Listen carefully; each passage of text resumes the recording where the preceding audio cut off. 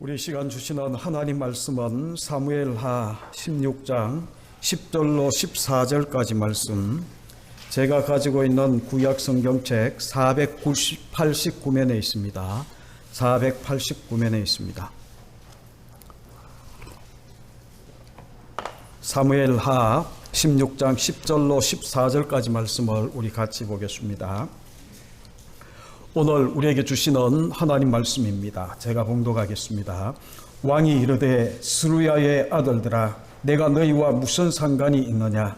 그가 저주하는 것은 여호와께서 그에게 다윗을 저주하라 하심이니 내가 어찌 그리하였느냐 할 자가 누구겠느냐 하고, 또 다윗이 아비새와 모든 신하들에게 이르되 내 몸에서 난 아들도 내 생명을 해하려 하거든 하물며 이 베냐민 사람이라 여호와께서 그에게 명령하신 것이니 그가 저주하게 버려두라.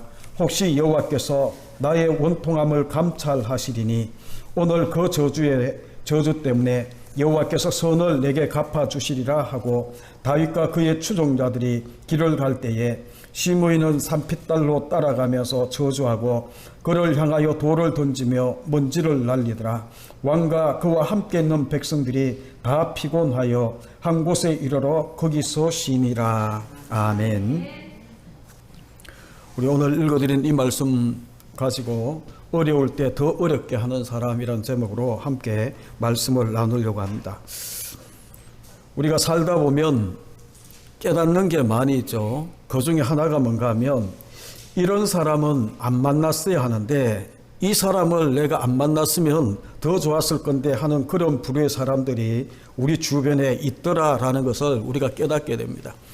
처음 그 사람을 만날 때는 몰랐죠. 그런데 이 만나고 교제를 하다 보니까 이 사람은 내 인생에서 안 만났더라면 좋았다라고 그렇게 우리가 고백할 만한 사람들이 있다라는 것도 깨닫는 겁니다. 또 내가 힘든 일을 만났는데 더 힘들게 만드는 그런 사람들이 우리 주변에는 있더라라는 거죠.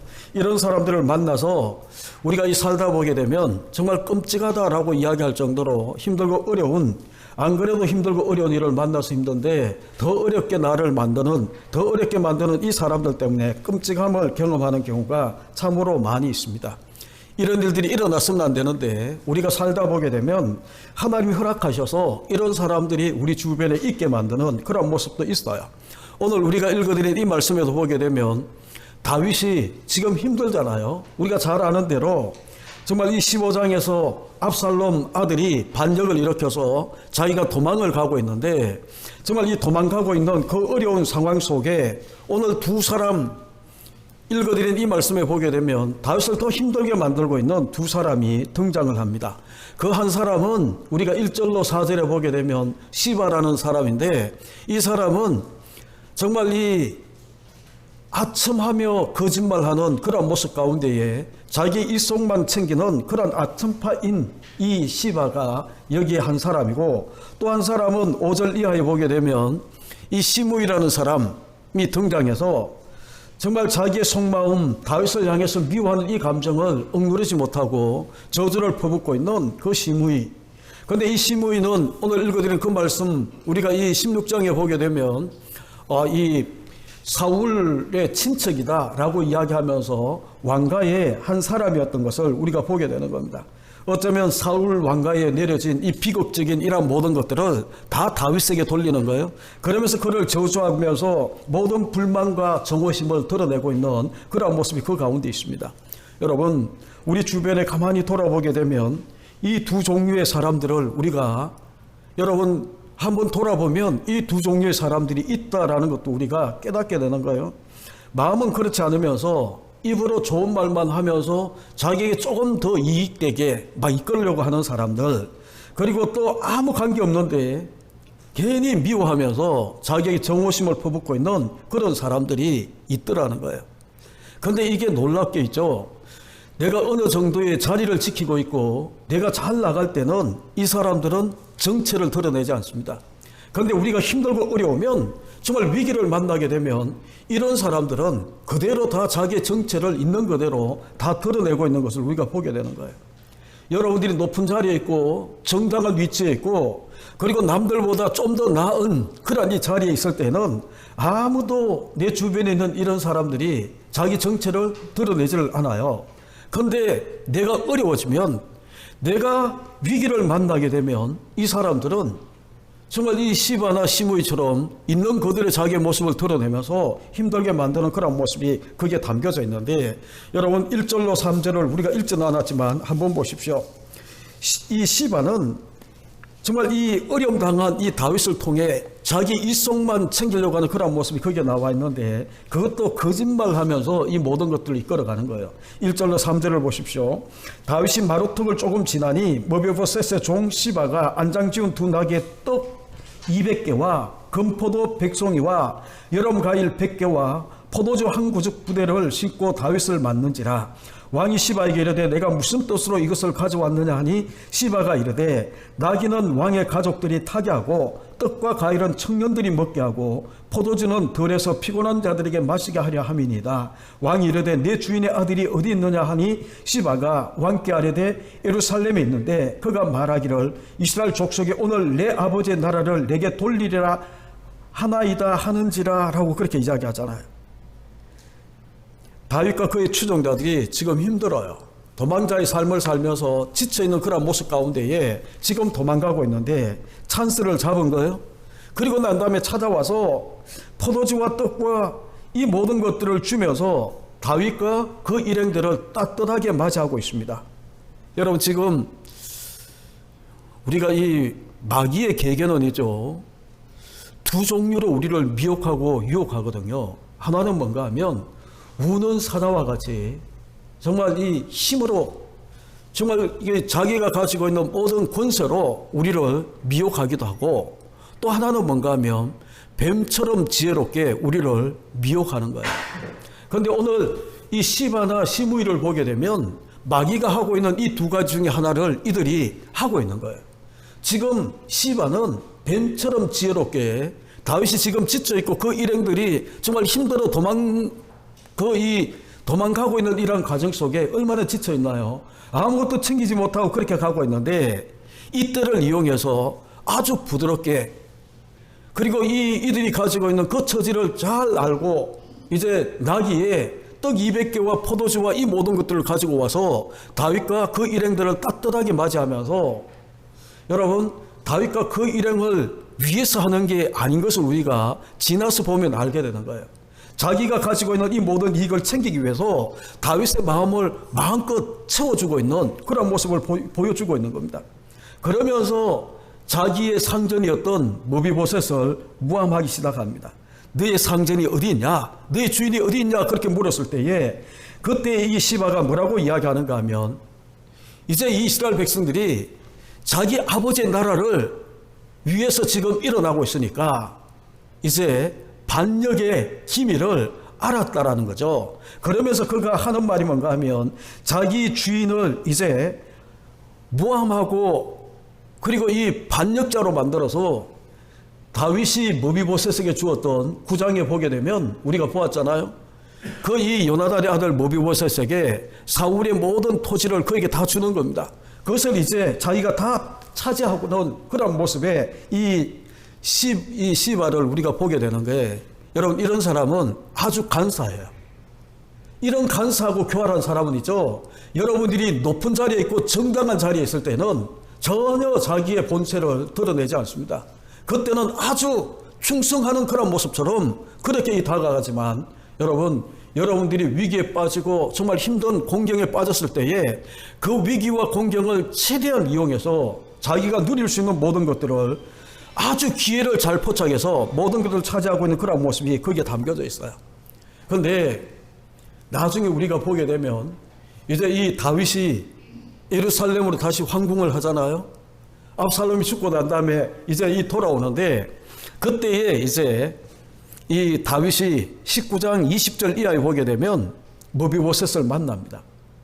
그때 이 시바의 이야기를 듣고 난 다음에 다윗이 머비보셋에게 물어요. 너는 왜 내가 도망갈 때에 함께 하지 않았냐? 그때에 여러분 한번 보시죠. 19장 24절을 한번 보시죠.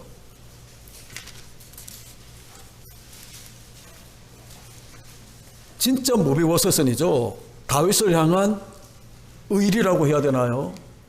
거의 다윗을 향한 정절을, 믿음의 이 정절을 끝까지 지키고 있는 모습을 보여주는데 24절을 보시죠. 사울의 손자 모비보셋이 내려와 왕을 맞으니 그는 왕이 떠난 날부터 평안히 돌아오는 날까지 그의 발을 맵시 내지 아니하고 수염을 깎지 아니하고 옷을 빨지 아니하고.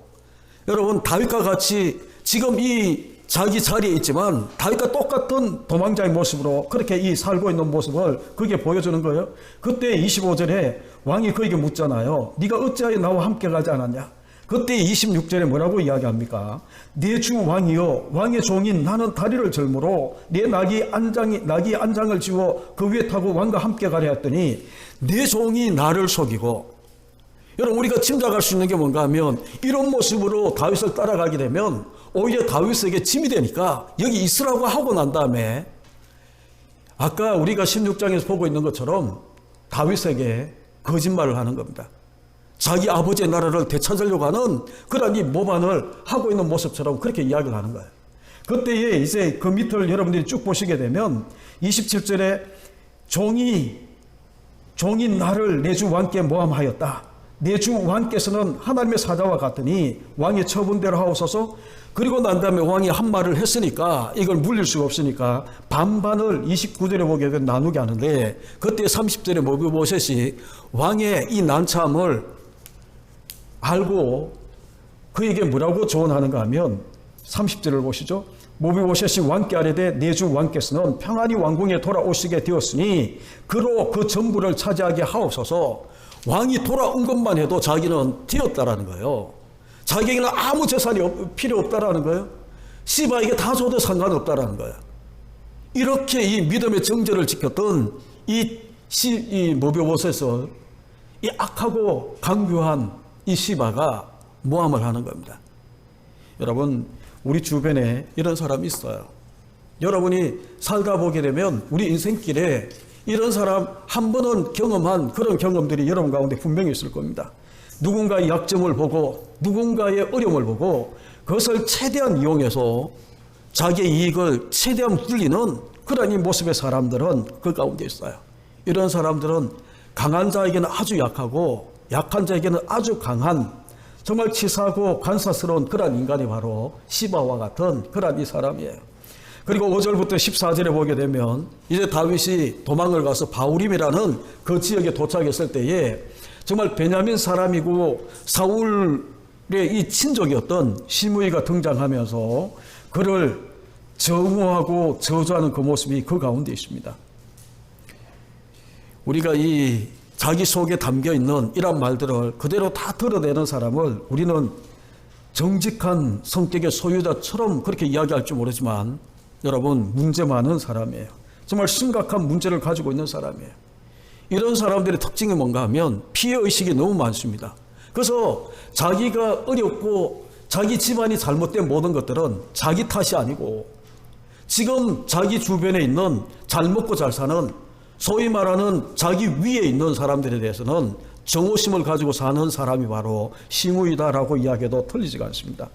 여러분 한번 보십시오. 우리가 살면서 괜히 나를 미워하고 무함하고 저주를 퍼붓는 사람들. 그런데 그 사람들은 그런 사람들은 나만 그런 게 아니에요. 정말 어떤 면에서 보게 되면 자기보다 경제적으로 더 여유 있게 부유하게 사는 사람들은 그 꼴을 못 보는 겁니다. 여러분, 동창들 가운데 그런 거 있잖아요. 좋은 직장을 가지고 그리고 또 행복하게 보이고 그리고 결혼생활 잘하는 그런 사람들을 보게 되면 자기보다 더 행복하게 보이는 사람은 그냥 가만히 두지를 못하는 거예요. 괜히 헐떡고 괜히 이 저주를 퍼붓고 직장에서도 마찬가지예요. 직장에서도 자기 윗사람에 대해서 그렇게 자기보다 좋은 조건에 있는 사람들에 대해서는 욕하고 무함하고 나쁘게 이야기하는 이런 사람들은 거의 다가 시므이와 같은 그런 이 사람이에요. 이런 사람들은 그런데 많은 사람들이 미련하게 이런 사람들을 뭐라고 이야기하는가 하면 의협심이 강한 사람, 아무도 위에 있는 사람에게 바른 말을 못하는 데 있죠. 자기도 사람들 마음속에는 다 이런 게 있거든요. 나보다 누군가가 행복하게 사는 것 같으면 잘 사는 것 같으면 마음이 편치가 않는 그런 모습이 아담의 후예인 우리들 속에 다 있는 거예요. 그런데 이 시므이와 같은 인간이 막 그렇게 이 저주를 퍼붓고 그 이 불평을 가지고 막 나쁘게 이야기하기 시작하게 되면 이런 사람들을 우리는 미련하게 의협심이 강한 사람처럼 그렇게 이야기하지만 잘못된 구조 속에 살았던 이런 사람들이에요. 그래서 우리가 이런 것들을 가만히 보면서 한번 여러분 돌아보게 되면 우리 인생이 위기를 만날 때에 정말 자기를 긍휼히 여기고 같이 울어주고 같이 일어날 수 있도록 그런 이 사람들이 많으면 좋겠는데 그런 사람보다 오히려 더 냉랭하게 한 그래도 힘든데 더 어렵게 만드는 시바와 시므이 같은 이런 사람들이 우리 주변에 많은 거예요. 제가 이 설교를 하면서 자주 이야기하지만 우리는 이런 일을 당했다라고 해서 여러분 이런 사람이 되면 안 되는 겁니다. 우리가 이런 사람 되지 않기 위해서 여러분 힘들고 어려운 사람들, 어려움 당한 사람들을 보게 되면 긍휼히 여기는 마음이 우리 가운데 있어야 돼요. 그런데 제가 이 다윗을 가만히 보면서 정말 이 다윗은 하나님이 왜 하나님 마음에 합한 사람이다, 내 마음에 맞는 사람이다 라고 그렇게 이야기하는가를 우리가 이 시바와 시므이 같은 사람을 만나고 난 다음에 다윗이 지금 평안할 때가 아니거든요. 이런 사람 아무리 일어나도 자기 마음이 평강을 누릴 수 있는 그런 이 조건에 환경에 있는 사람이 아닌데 힘들잖아요. 정말 아들이 반역을 일으켜서 아들이 아버지를 죽이려고 하는 그런 모습 때문에 도망을 가고 있는데 그런데 다윗이 지금 힘이 없는 게 아니거든요. 힘이 있어요. 이런 인간 죽일 수 있는 힘도 가지고 있어요. 그런데 여러분 다윗이 해나가는 그 모습을 보게 되면 다윗은 정말 위대한 믿음의 사람, 우리가 본받고 우리가 정말 다윗을 통해 이런 이 신앙의 고백을 가지고 살아야 되겠다라는 것을 우리가 보게 되는 겁니다. 그런데 이 시바나 시므이나 다 시시예요. 시시예요. 그래서 시시를 조심하십시오. 지금 위기를 만나고 힘들고 어려운 가운데에 이런 사람을 우리가 만났다. 그러면 어떻게 우리가 이 위기를 다윗은 이런 사람을 만나고 회복되는 그 모습 가운데 나가는데 어떻게 그게 가능했을까라는 것을 우리가 함께 살펴보려고 합니다. 다윗을 통해서 우리 자신들도 이런 사람, 우리는 제가 늘 여러분 가운데 이야기하지만 우리의 정체성을 분명히 하셔야 돼요. 우리는 그리스도인이에요. 우리는 성도예요. 세상 사람들하고 똑같이 살아서는 안 되는 사람들이에요. 정말 이런 일 당하면 이는 이에는 이, 눈에는 눈이라는 그런 이 공식을 가지고 보복의 이 율법을 가지고 그렇게 나가버리면 속은 시원할지 모르지만 그리스도인으로 자기의 정체성을 드러내는 사람은 되지를 못하는 거거든요. 그래서 다윗을 통해서 다시 한 번 더 우리가 깨닫기를 바라는데 여러분 그 이 다윗의 이 처신을 보기 전에 우리가 다윗의 시바를 통해 다윗이 왜 무너질까라는 것을 우리가 한 번쯤은 생각해 볼 필요가 있어요. 제가 심리학을 한때는 좋아했지만 심리학을 지금은 하나님 말씀보다 더 앞설 수 없다라는 것 때문에 심리학을 멀리하지만 이 심리학적으로 보게 되면이죠. 다윗의 삶을 보게 되면 시므이 같은 사람, 정말 우는 사자와 같이 자기를 유혹하는 그 이 마귀의 계계는 다윗이 쉽게 이겨요. 그런데 정말 부드럽고 친절하게 다가오는 이 유혹 앞에는 다윗이 무너져요. 왜 그럴까라는 것을 우리가 가만히 보게 되면 다윗의 생애를 우리가 알잖아요. 다윗은 이제 이 말죄로 자랐어요. 8형제 중에 막내로 자라서 정말 누군가의 이 관심도 아버지의 사랑도 받지를 못했어요. 그런데 이 성령의 기름 부음 받고 난 다음에 왕으로 세움을 받아요. 하나님이 세워주셨어요. 그래서 골리앗을 물리치고 그가 이 정말 이 인기가 많은 사람들의 인기가 이렇게 높아갔을 때에 다시 도망자가 되잖아요. 그런데 이 도망자가 되었을 때에 정말 죽음의 많은 고비를 넘기는 겁니다. 광야를 헤매면서 혼자 부닥겨야 되는 거거든요. 그러니까 이 다윗에게는 있죠. 힘들고 어렵고 정말 이 광야를 헤매면서 정말 이 고통스러운 그런 때에 그를 가장 힘들게 했는 게 뭘까라는 것을 이렇게 돌아보게 되면 외로움이었을 거예요. 누군가가 자기에게 따뜻하게 베풀어주는 정말 이 여름철에 이 시원한 냉수 한 잔이 필요했던 그런 이 다윗이었는데 아무도 자기에게 그렇게 베풀어주지 않았거든요. 요나단이나 이런 사람들은 이미 광야를 헤맬 때는 떠난 사람들이에요. 그런데 자기를 찾아온 그 사람들은 보게 되면 오히려 자기가 힘든데 자기가 도와야 되는 아둘람 굴에 그런 이 찾아온 사람들, 원통하고 정말 세상에서 인정받지 못하는 사람들이 정말 이 소위 말하는 장애인 이런 그룹들이 자기를 찾아오는 거예요. 그런데 그렇게 이 세월을 보내고 난 다음에 이제 하나님이 왕으로 세워주셨어요. 좋은 것들을 누렸어요. 정말 많은 사람, 충성스러운 사람들이 자기 주변에 있으면서 다윗은 이제 더 이상 외롭지 않았어요. 많은 사람들 사랑을 받았어요. 그런데 이 압살롬이 등장하면서 자기의 모든 것들을 다 뺏어버리는, 그래서 다시 옛날로 돌아가서 도망자가 되고 있는 이런 모습 가운데에 시바와 같은 사람이 간사하고 교활한 이 시바가 그 약점을 알고 다윗을 찾아왔을 때에 떡과 포도주를 가지고 이 나귀에 싣고 왔을 때에 그 모든 마음들이 다 무너지는 겁니다. 정말 겨울철에 이 봄날에 이 눈이 녹듯이, 그죠? 다 녹아내리는 거예요. 이 따뜻한 정에, 정말 이 거짓된 정이지만, 거짓된 사랑이지만, 그런 모든 것 앞에 다윗의 마음은 다 무너져 내리고, 지도자가 분별력을 잃어버리면 여러분 큰 위기를 맞는데 다윗은 지금 분별력을 잃어버렸어요. 아까도 우리가 19장 24절에 본 것처럼 머비보셋은 있죠. 한결같은 사람이에요.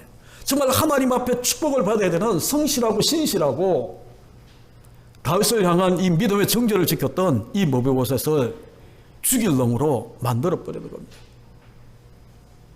지도자의 잘못된 분별력 하나 때문에 있죠. 한 사람의 인생이, 한 가정이 완전히 무너질 수 있는 그런 모습으로 몰고 가는 거예요. 그런데 여러분, 우리가 이러한 것을 보게 되면 다윗이 우는 사자와 같이 달려드는 이 마귀의 계계는 능히 견뎌내고 이겨낼 수 있는데 시바와 같이 정말 따뜻하게 그의 외로움을 달래줄 수 있는 이런 이 모습으로 찾아왔을 때에, 그런데 다윗만 그런 게 아니고 대부분의 많은 사람들이 이런 데 무너지는 것 같아요.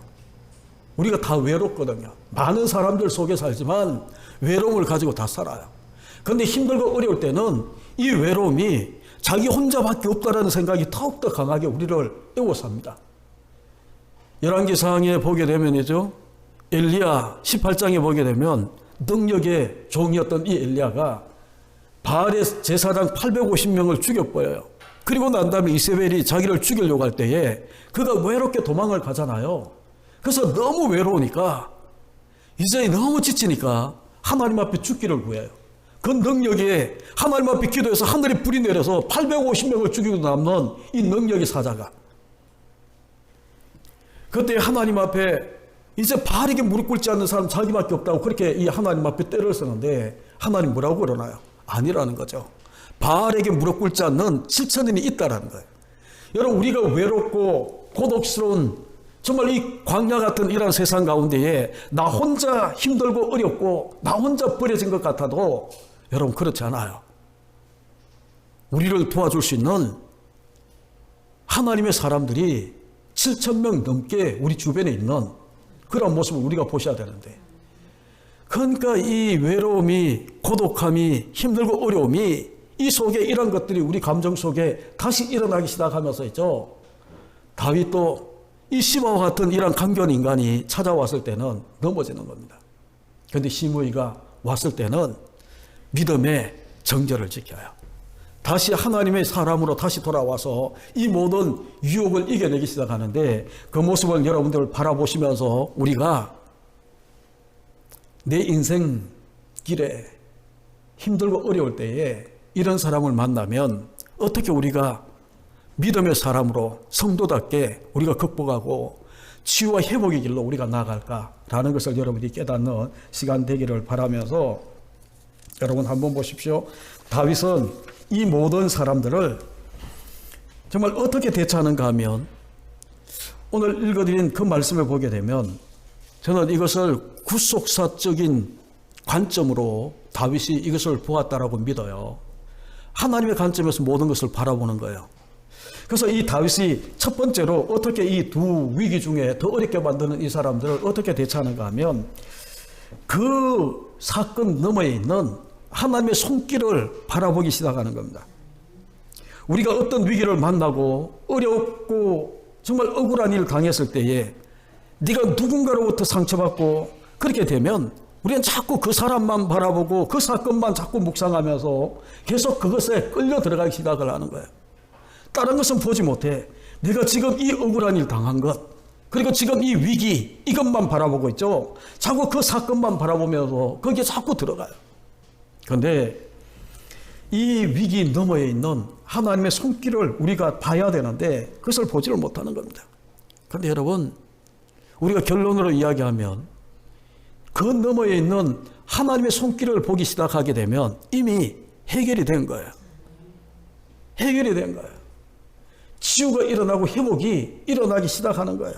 지금 내가 억울한 일 당한다고 할 때에 그것을 그냥 당하는 거다라고 생각하면 안 되고, 내가 이것 때문에 너무 큰 상처를 받았다. 네가 어찌 네 같은 인간을 만나서 내가 힘든데 네가 이렇게 해서 내가 더욱더 힘들게 되어서 이런 이 불만과 원망 이런 생각을 하면 안 되는 거예요. 인간이라 할 수밖에 없지만 그런 것을 빨리 떨쳐내고 하나님의 뜻, 하나님의 의도, 그 너머의 하나님의 손길을 우리가 바라보면서 우리가 나가야 되는데, 여러분 출애굽의 그 과정들을 다시 한 번 더 여러분 가운데 소개하고 싶어요. 하나님이 이스라엘 백성들에게 구원을 약속했는데 이제 이 구원을 이룰 때가 되었어요. 출애굽시켜야 되는 때가 되었어요. 그런데 그 때가 되었을 때 하나님이 어떻게 다루시는가라는 것을 여러분 보시라는 거예요. 우리가 출애굽기 1장에 보게 되면 이들을 건져내기 위해서 더 바로를 통해 바로를 더 강팍하게 해서 사람들을 살지 못하도록 정말 남자가 태어나면 죽일 정도로 그렇게 위기 가운데 몰아가요. 여러분, 이것이 왜 이런 이스라엘 하나님이 택한 민족에게 왜 이런 일이 일어났을까? 그런데 그때는 몰라요. 그런데 믿음의 사람들은 그 너머에 하나님의 다루심과 손길을 바라보기 시작하는 거죠. 여러분, 모세를 지도자로 세우기 위해서 애굽의 궁에 넣어서 왕자 교육을 시켜야 돼요. 근데 들어갈 수가 있나요? 노예인데. 그러니까 이 나일강, 이게 다 남자가 태어나면 죽이라고 이야기를 하고, 지난주에 우리가 보았던 것처럼 정말 레위인 한 남자가 레위인 여자를 만나서 믿음의 가정 안에서 구별된 하나님 뜻을 찾아서 나 살고 있는 노예지만 그렇게 살고 있는 이 가정을 통해 모세가 태어나게 하고 3개월 동안 키우다가 갈대 상자에 넣어서 떠나보내는 거예요. 그리고 난 다음에 미리암에 가서 여러분 이 모세를 출애굽의 지도자로 세우기 위해서 그렇게 만들어 가시는 그 모습을 보게 되면 사람 편에서 보게 되면 다 위기고 큰일 날 일들이에요. 이 사건 하나 보게 되면 우리가 죽게 되었다라고 이야기할 수밖에 없는 그런 순간들이에요. 그런데 그 어머니 요괴벳을 통해 신앙의 교육을 받게 만들고 하나님의 꿈, 하나님의 뜻을 가슴에 품고 살게 만드는 모세를 만들어내요. 그런데 그것까지 되지 않잖아요. 미리 지도자가 광야를 경험해야 되거든요. 그래서 이 사람을 죽이고 도망자로 다시 미디안 광야에서 40년을 지나도록 호렙산에서 하나님 만나기까지 그렇게 살게 만드는 거예요. 광야를 다 경험하게 만들어. 그런데 모세 편에서, 인간 편에서 보게 되면 내가 하나님의 거룩한 뜻을 가지고 살려고 했는데 왜 이런 일이? 라고 이야기할 수 있잖아요. 사건만 바라보게 되면 이스라엘 민족 없어요. 사건만 가지고 우리가 묵상하고 억울하고 원통한 이런 일들만 가지고 바라보면서 거기에 푹 젖어 있는 그런 인생이면 불평과 원망과 그렇게 살다가 모세는 그 인생 노예로 살다가 그냥 비참하게 끝나는 인생이 될 수밖에 없어요. 그런데 하나님이 그 모든 것들을 통해 하나님이 역사하기 시작하고 하나님의 손길이 그를 만지기 시작하고 다루기 시작하면서 모세를 출애굽 지도자로 그렇게 세워나가는 이 모습을 보게 되면 여러분, 고난도 위기도 하나님의 전 구속사의 그 역사 가운데 보게 되면 모든 것들이 은혜라고 고백할 수밖에 없는 그런 모습이라는 거예요. 여러분, 힘들고 어려울 때에 이 힘든 사람들을 만나서죠, 더 힘들어질 그 모든 것들을 우리가 보면서 은혜라고 고백할 수 있다면 하나님의 뜻이 분명히 있을 거야. 틀림없이 하나님의 뜻이 있겠지? 지금은 이해되지 않지만 그런 이 고백을 하면서 우리가 이 사건과 이 사람들, 이런 사람들을 우리가 대하기 시작한다면 우리 마음에 받은 상처 치유가 된 거예요. 지금 우리가 만난 이 위기의 모든 사건들이 회복되고 있는 그런 모습이거든요. 여기서 모든 것들의 회복이 시작되고 있음을 여러분들이 기억하셔야 돼요. 여러분, 내가 시집 와서 시어머니 때문에 내가 힘들고 어렵고, 남편 때문에 힘들고 어렵고, 그리고 이 누구 때문에 내가 힘들고 어려워서 그 모든 관계를 시어머니 때문에, 남편 때문에, 자식 때문에, 누구 때문에 라고 그렇게 우리가 이야기한다면 아직 하나님의 다루심을 더 받아야 되는 거예요. 성도라면, 그리스도인이라면 하나님이 우리를 분명히 쓰시겠다라고 이야기하셔서 모세처럼 아니면 사도 바울처럼 우리를 그렇게 쓰시려고 하면 그런 사고를 가지고 모든 것들을 누구 때문에 인간관계 관계 속에 모든 탓을 돌리고 있는 그런 모습이면 하나님은 더 혹독하게 우리를 단련하고 다루실 수밖에 없는 그런 모습이라는 거예요. 누구의 관계로 봐야 돼? 하나님과의 관계 속에 모든 것들을 여러분들이 해석하고 바라보기 시작해야 이런 눈이, 이런 시각이, 이런 관점이 우리 가운데 열려지기 시작하게 되면 이 사람은 치유가, 회복이 시작된 거예요. 여러분, 어떤 관점에서 모든 것들을 보십니까? 제발 이 5월 가정의 달에 하나님은 우리를 하나님의 형상으로 만들었어요. 그런데 우리는 우리 자녀들을 자꾸 사람의 형상으로 만들어 자기가 가지고 있는 틀과 자기가 가지고 있는 가치관과 자기가 가지고 있는 어떤 그 이 지식의 기준 가지고 있죠. 경험의 기준 가지고 그게 자꾸 몰아넣어 사람의 형상을 만드는 거예요. 하나님은 인간을 만들 때에, 사람을 만들 때에 자기 형상, 자기 모양, 자기 형상대로 우리를 만들었어요. 하나님의 형상대로 우리를 만들었어요. 하나님 형상대로 살아야 하나님 기뻐하는 사람으로 우리가 살 수 있는데 믿음의 가정에 태어난 우리 자녀들도 다 자기 기준, 자기 경험, 자기 가치관 가지고 있죠. 사람의 모양으로, 사람의 형상으로 자꾸 만들어가. 그러다 보니까 자꾸 사람 관계, 모든 탓을 다 니 때문에, 누구 때문에.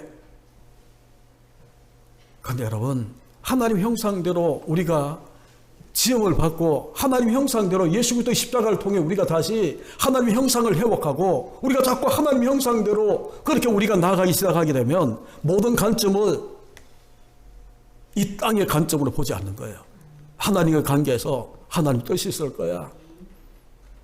이런 사람 만나게 한 것도 하나님, 지금은 우리가 이해되지 않지만 하나님 뜻이 있어서. 왜 그런 줄 아세요? 나를 온전한 구원을 이루기 위해서 하나님이 그런 환경으로 자꾸 몰아가. 이런 사람을 자꾸 만나게 해. 그리고 난 다음에 있죠, 내가 온전한 구원을 이루고 나면 내 주변에 있는 많은 사람들이 모세가 이스라엘 백성들을 출애굽의 지도자가 되어서 많은 사람들을 구원시켜내는 것처럼 우리가 그런 역할을 감당하는 거예요. 여러분, 다윗은 지금 힘들고 어렵지만 이 시바와 시므이를 바라보면서 여러분 그렇게 보지를 않는 거예요. 12절을 한번 보십시오. 12절.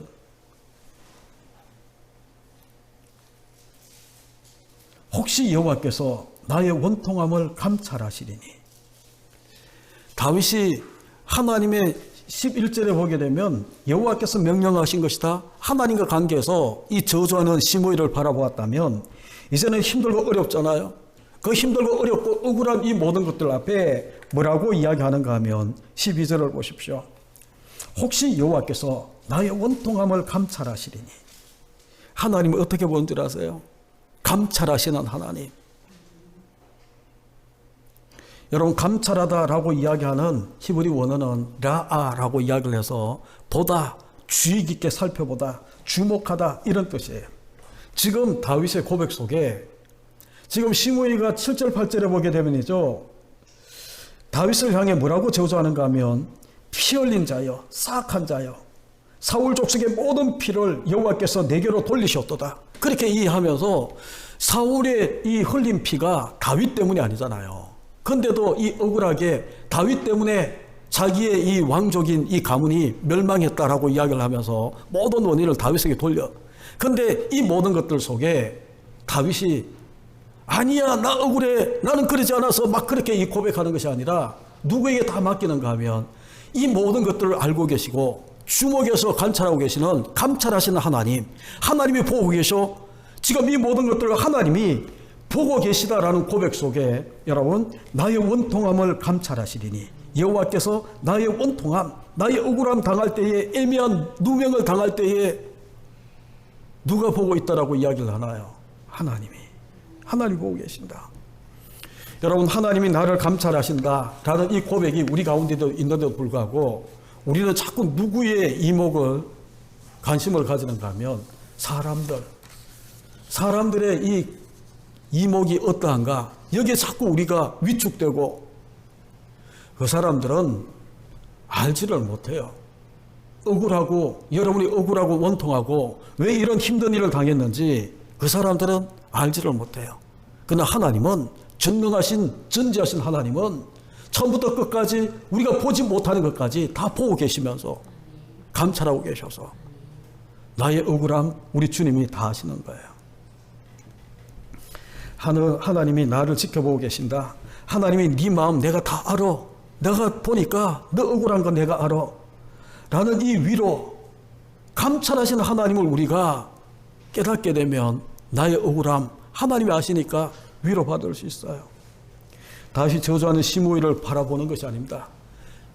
지금 눈앞에서 돌을 던지면서 먼지를 날리면서 그렇게 다윗을 저주하고 없는 말 지어내어서 자기를 저주하고 있는 이 시므이를 다윗이 바라보는 게 아니에요. 다윗이 바라보는 것은 이 모든 것들을 감찰하시는 하나님을 바라보면서 하나님이 감찰하고 하나님이 다 아셔. 우리가 이 예수 믿으면서도 자꾸 착각하는 것 중에 하나가 뭔가 하면 돈이 있고 인정을 받아야 하고 사랑을 받아야 행복한 인생이다. 사람들이 나를 인정해 줘야 된다. 라는 이러한 이 구도가 우리 가운데 있다면 회복이 더딜 수밖에 없어요. 아까도 말씀드렸던 것처럼 하나님이 나의 구원자고 하나님은 나를 회복시키시기를 원하시고 하나님은 나를 더 내가 생각하는 것보다 더 크게 하나님은 쓰시기를 원하셔서 이 모든 연단과 이 모든 과정들 내게 주셨는데 제가 지난번 그 말씀을 한번 드린 것 같은데 이제는 고인이 되셨지만 저를 가르쳤던 목사님이 5월이 되면 그분이 자꾸 생각나는 것 중에 하나가 뭔가 하면 제가 이제 예수를 구지로 고백하고 난 다음에 기도 생활 무지무지 많이 했거든요. 그러다 보니까 하나님 주신 게 많았어요. 영적인 은사들이 하나하나 주어지기 시작하는데 그러니까 사람들이 그렇게 친한 친구들이 같이 기도했던 친구들이 멀리하기 시작하는 거예요. 그래서 이게 왜 이럴까? 그래서 그 목사님을 찾아갔어요. 그러니까 이 목사님이 하는 이야기가 한참 구박하더니만 하는 이야기가 무슨 말을 했는가 하면 너 계속 그렇게 기도하고 하나님께 매달리고 나면 나중에 때가 되게 되면 지금 10명이 떠나갔다면 1000명이 네 앞에 도와서 도움을 구할 거야. 그러니까 하나님이 그렇게 만들어 가신다는 거예요. 그런 사람들 무지무지 많고 그리고 제가 신대원 들어갔을 때에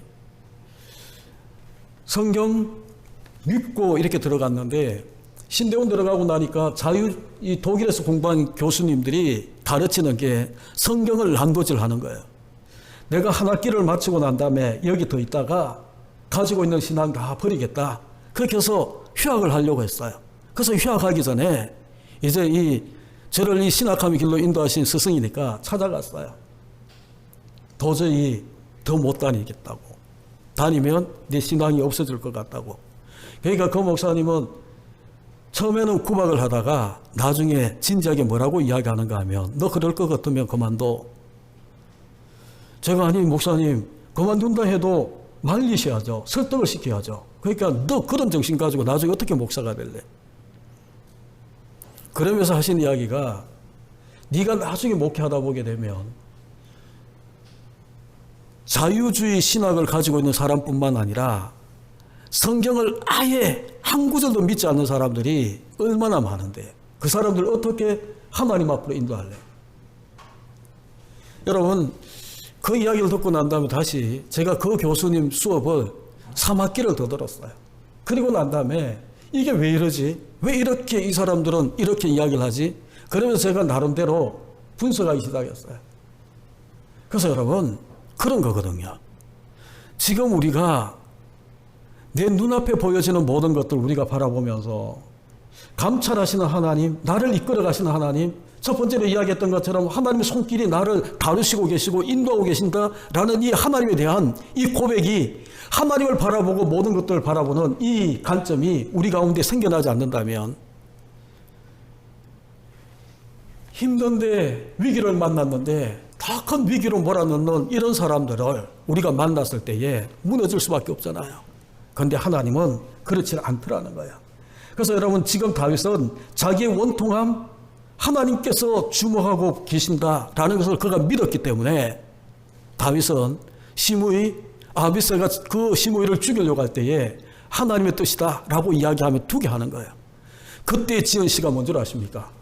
시편 3편에 보게 되면 그 이 제목이 그렇게 되어 있어요. 다윗이 그 아들 압살롬을 피할 때 지은 시라고 되어 있어요. 여러분 집에 가셔서 한번 시편 3편을 한번 읽어보시죠. 이런 배경 속에 여러분 다윗의 고백이 뭔 줄 아십니까? 하나님 앞에 기도하면서 있죠. 나를 치려는 대적들이 어찌 이렇게 많은지 천만인이 일어나서 자기를 대적한다고 그렇게 고백을 해요. 그런 고백을 하면서 그가 하는 고백이 뭔 줄 아십니까? 천만인이 나를 애워싸서 일어나서 나를 애워싸고 나를 치려는 인간들이 왜 이렇게 많은지 그러면서 그가 자기는 눕기도 하고 깨어나기도 하고 자기도 하고 깨어나기도 하고 평안함을 누린다라는 거예요. 사방에 천만인이 자기를 애워싸서 수많은 대적이 자기를 죽이려고 하는데 시므이 같은 인간들이 자기를 저주하고 막 이렇게 하는 그 가운데에 다윗이 있죠. 고백하는 게 자기도 하고 깨어나고 평안하다라는 고백이거든요. 왜요? 하나님은 나의 힘이시오. 하나님은 나의 구원이시오. 그 고백을 하는 겁니다. 그러면서 하나님 앞에 모든 포커스를 맞추는 거예요.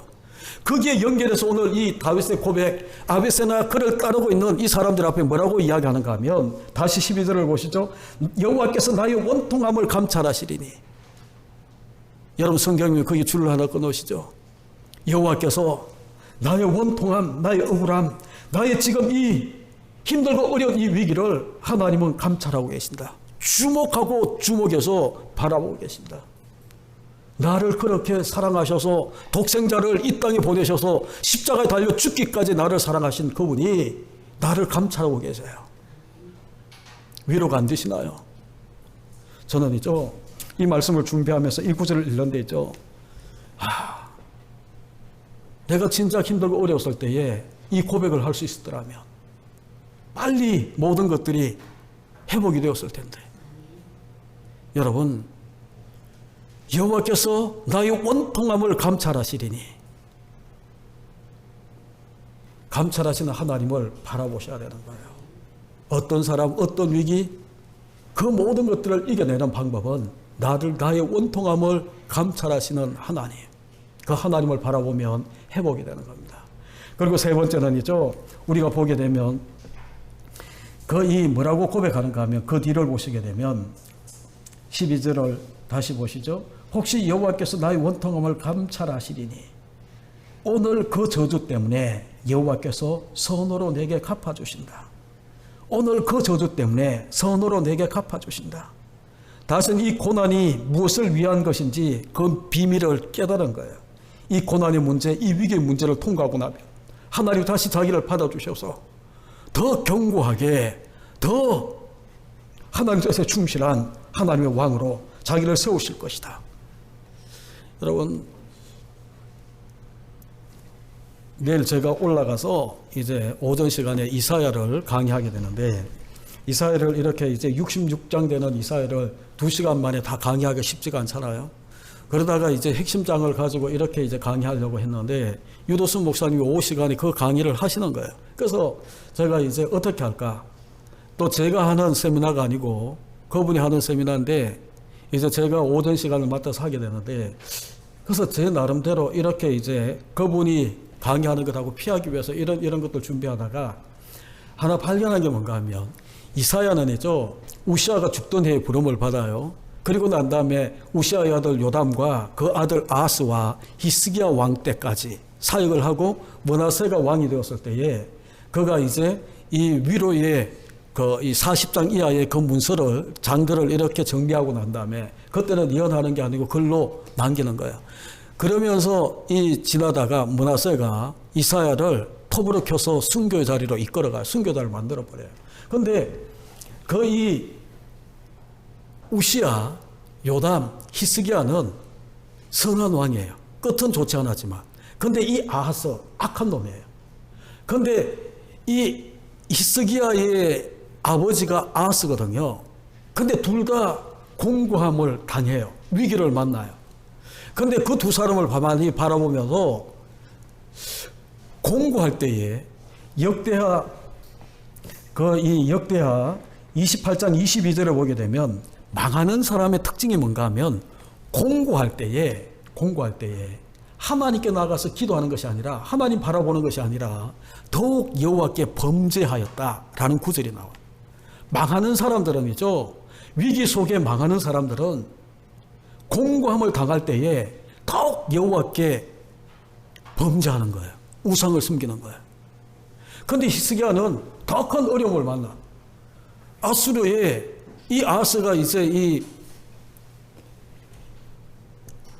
아람과 북이스라엘이 동맹을 맺고 자기를 쳐들어오니까 하나님께 도움을 구하는 것이 아니라 이 아수르에게 도움을 구하는 거거든요. 그래서 여호와 앞에 더욱더 악을 행하는 그런 모습이 나오는데, 친아수르 정책 때문에 그 아들 히스기야가 왕이 되었을 때에 나라가 망할 뻔하는 거예요. 왜냐하면 히스기야는 왕이 되고 난 다음에 이게 아니거든요. 그래서 아수르와 이 친아수르의 이 정책을 이제 끊어버려요. 그러니까 이 아수르의 왕이 사네립이 18만 5천의 대군을 이끌고 히스기야 왕을 쳐들어오는 거예요.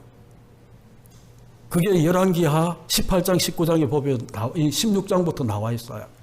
그때에 공고한 일, 아하스 때보다 더 위기를 만났을 때에 여러분, 이 히스기야는 어떻게 한 줄 아십니까?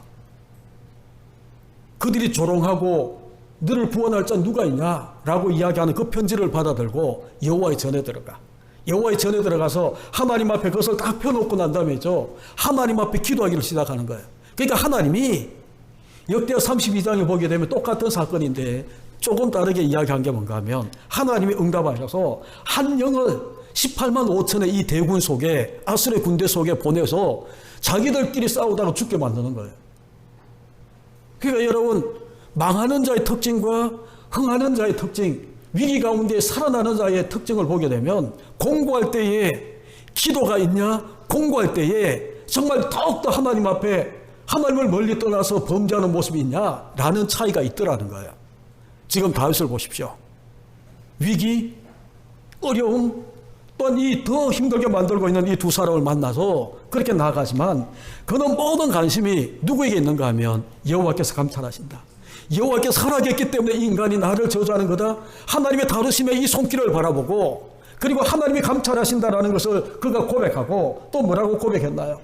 이 저주 때문에, 오늘 듣고 있는 이 저주 때문에 나의 억울함을 알고 원통하는 하나님이 나를 다시 선으로 내게 갚아주시는 그 하나님을 고백하면서 이 모든 것들을 이겨내고 있는 모습을 우리 가운데 보여주세요.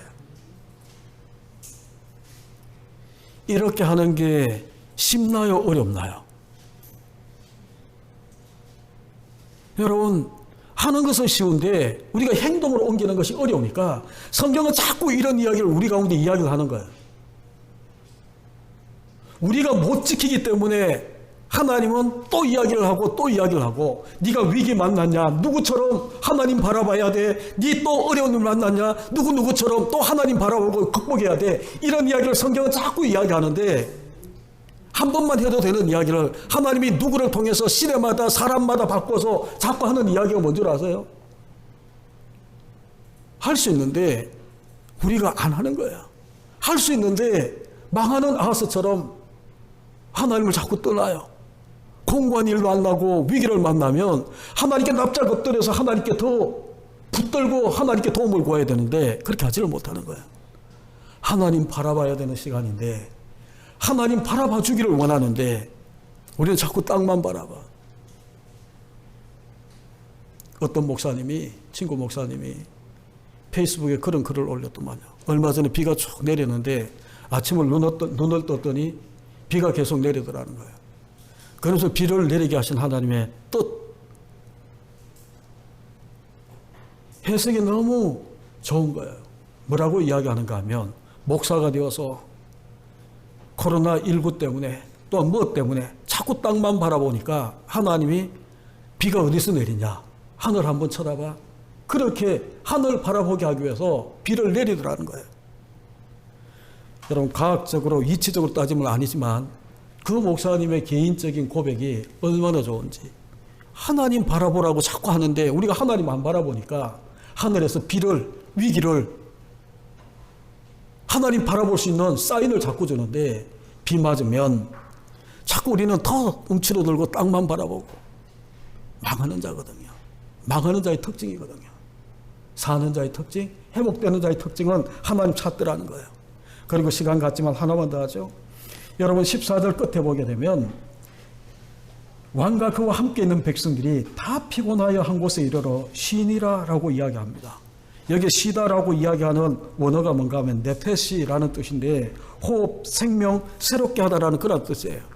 여러분, 쉬어야 새롭게 일어날 수 있습니다. 우리의 싸움은, 우리의 인생길에 만나는 위기나 이런 것들은 한 번으로 끝나는 것이 아니고 계속 일어날 수 있어요. 그렇기 때문에 이 지루한 계속되는 이런 모든 영적 싸움에서 우리가 이기고 회복되기 위해서는 쉼과 안식이 우리 가운데 필요한 거예요. 그래야 새롭게 우리가 회복될 수 있어요. 아까도 이야기했던 이 엘리야가 정말 이 영적 탈진이 걸려서 자기를 죽이려고 하는 이세벨 때문에 도망가는 그런 이 상황 가운데에, 여러분, 하나님이 먹을 것 주고 그리고 동굴에서 쉴 수 있는 그런 모든 쉼의 회복의 시간들을 주세요.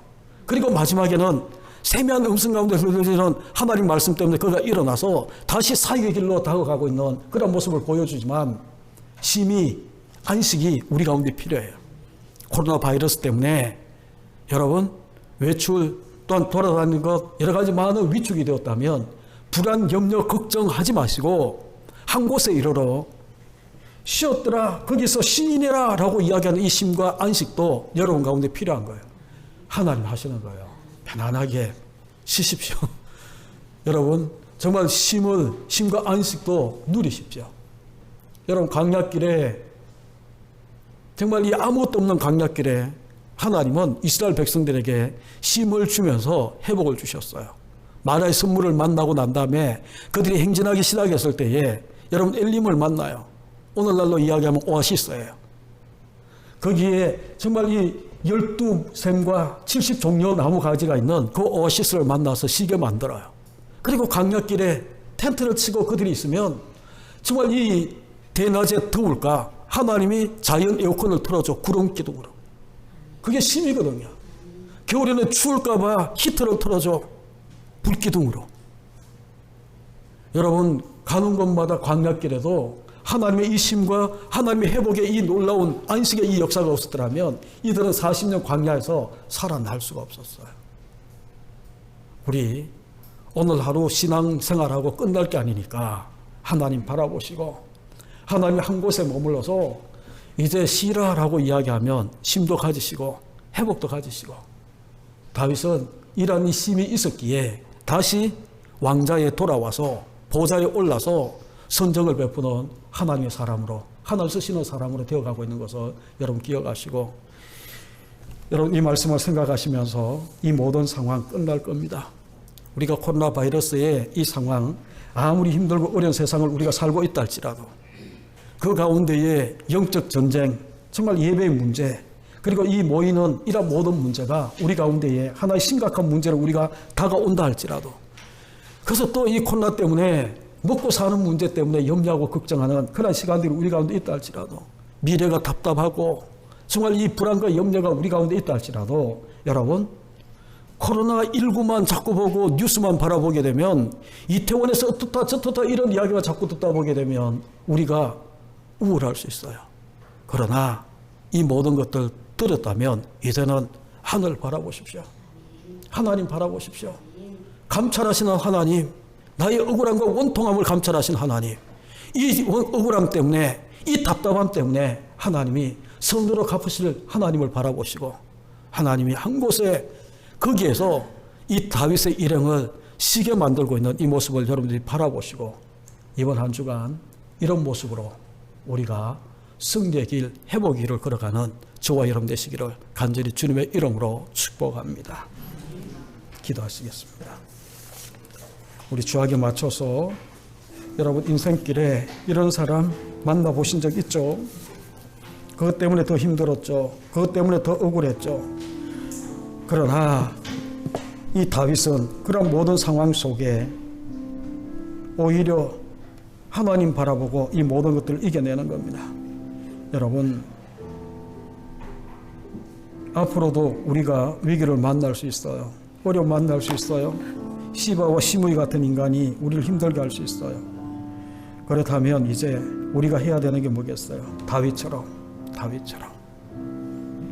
하나님 관점에서 모든 것들을 바라보시고, 그 너머에 있는 하나님의 선하신 손길을 바라보시고, 이 억울하고 원통하고 답답한 이 현실을, 위기를 감찰하시는 하나님 고백하시고, 지금 이 사건 때문에, 이 어려움 때문에 더욱더 하나님이 나를 선으로 이끌어 가실 그 하나님을 믿으시고, 우리가 주님 앞에 달려가는, 회복의 길로 나가는, 이기는 길로 나가는 저와 여러분 되시기를 우리 기도하며 나갑니다.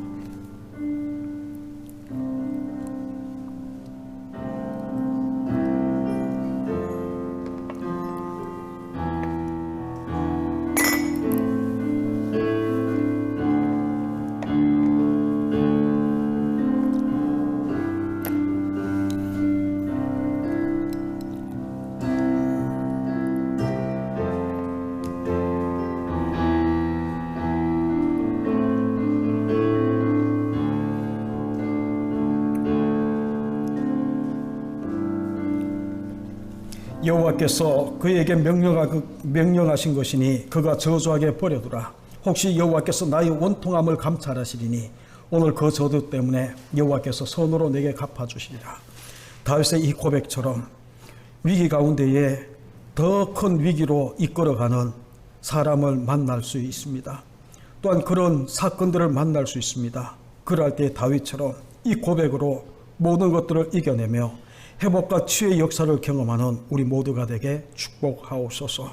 코로나19 때문에 힘들고 어려운 상황이지만 누구 탓할 것이 아니라 정말 우리 자신들, 하나님께서 왜 이런 상황을 우리 가운데 허락하셨는지 우리가 하나님의 뜻을 살피고, 또한 하나님, 감찰하시는 하나님, 그 모든 것들을 고백하며 회복과 치유의 길로 나가는 우리 모두가 되게 은혜를 더하여 주옵소서. 예수님의 거룩하신 이름으로 축복하며 기도하옵나이다. 아멘.